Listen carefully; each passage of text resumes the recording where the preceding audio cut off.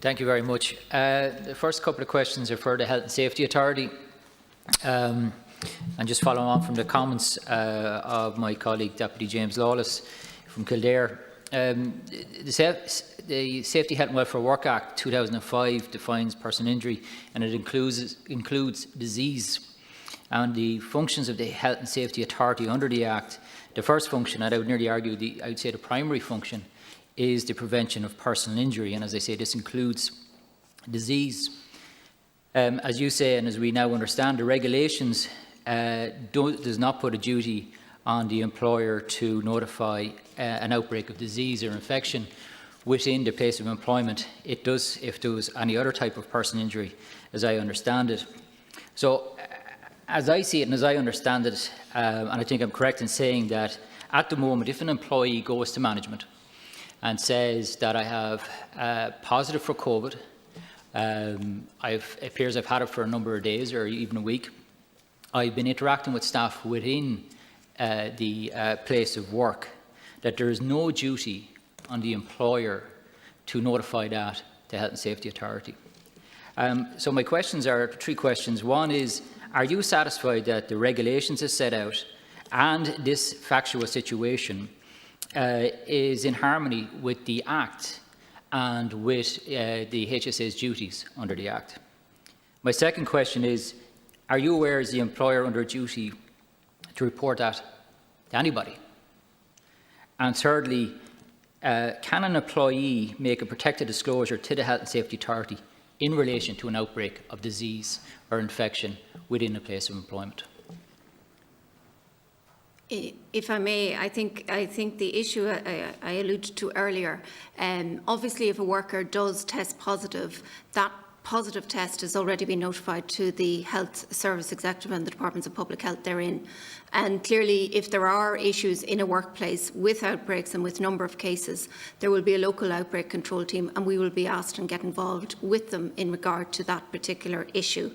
The issue of whether the legislation, I just might point out, there isn't, I suppose, a defined list of occupational illnesses per se in the country at this moment in time, but we do have legislation coming through Europe which will put now the SARS-CoV-2 into biological agents, and those regs are being transposed at the moment through the department, but also we're updating the Code of Practice, which looks at, I suppose, the exposure of particular workers to SARS-CoV-2.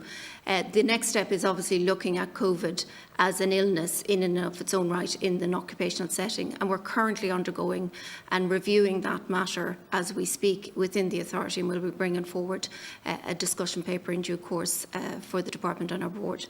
In relation to satisfied, I feel we have that level of connection with public health, and I still go back, I think, to the point, and this is really important, that individual might have COVID and tell his employer, but it's not necessarily that he got it in the workplace. He could have got it out playing or out socialising. He could have been on leave or whatever.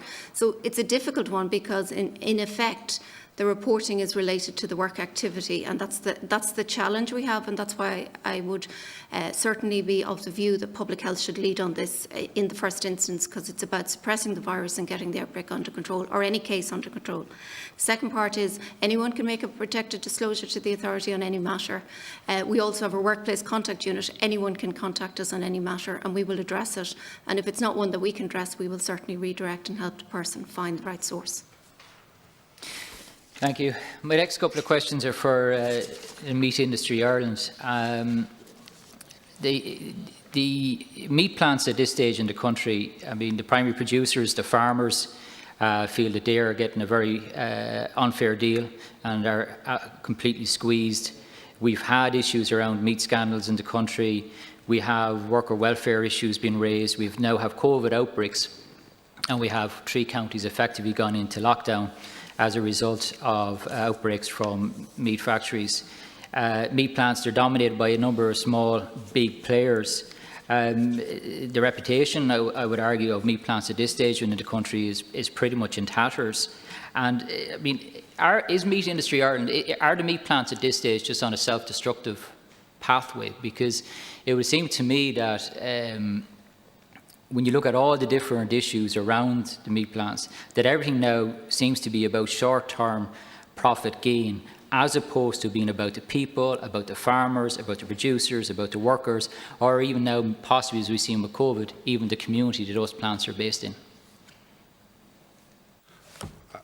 I don't accept that, Deputy, and I might just also say, I mean, because there's a lot of people want to play a blame game or condemn what's happened. I do have to reiterate that for Meat Industry Ireland and the members it represents, which are the primary processing companies, that a huge amount of work has gone into this. As we've come here and said, back in April and May, there were some 22 clusters, 6 of them large, not all of the others large by any means.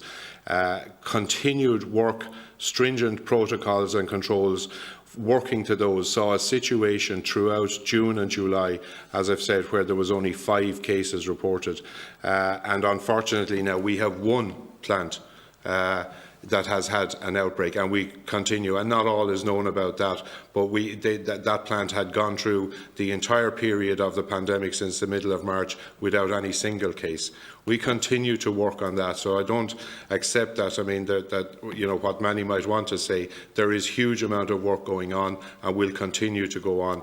And in that situation, Deputy, I mean, the four plants were talked about. There's 1 plant that is related to Meat Industry Ireland and that is involved with this current lockdown in the 3 counties. So like, I don't accept it. We continue to work on it, and we will continue to work on it. It is not all about. It doesn't start in the meat plant. It does come into the meat plant. There is a whole interplay between workplace and community. We have to keep fighting. As I've said at the committee before, the best way for any plant to mitigate is to try and keep it out, and systems and screening and temperature checking and all of those things. And now we're about to enter into the testing regime, serialised testing that the public health authorities have felt is the way to go. We will comply fully with that, and we will see what that shows up as well. But you know, there is no question about it, other than a huge effort has gone in and investment in this, and we will continue to do it. And it isn't all about, and COVID isn't all about meat plants or meat industry. Thank you. And just a question then for the Department of Agriculture. Just in your opening statement, it states that the DFM commenced inspections on behalf of the HSA in the week commencing the 20th of July in meat plants and other food premises. First of all, I do want to thank the staff of the HSA and the DAFM, because they are frontline workers in this fight against COVID, and I think that shouldn't be forgotten, as are all the people who continue to work through meat plants throughout the COVID disease and its ongoing effects. But do those inspections and those inspectors carry out inspections, do they have the same, I suppose, qualifications necessary to carry out an inspection on behalf of the HSA? First of all, Deputy, thank you for your words of appreciation for our staff. And again, as I say, our 250 staff have been in the front line since the very start. In relation to the workplace inspections that we do, I suppose a lot of our veterinary staff have considerable skills in relation to, while they're not, they're not trained health and safety inspectors as such, but they have considerable skills that are sort of transferable in relation to assessing whether a plant is doing all it should in relation to protocols, because in their day job, that's what they do. They're assessing whether the plant, in terms of food hygiene and so on, whether it's meeting the criteria it needs to meet in terms of other types of protocols. So I think they have a reasonably transferable set of skills, and we did undertake some training in relation to what was required in relation to health and safety. And then ultimately, if there's any concerns we have as a result of our inspections where we're not satisfied about something, we refer those to the Health and Safety Authority, who ultimately have the statutory powers to follow up.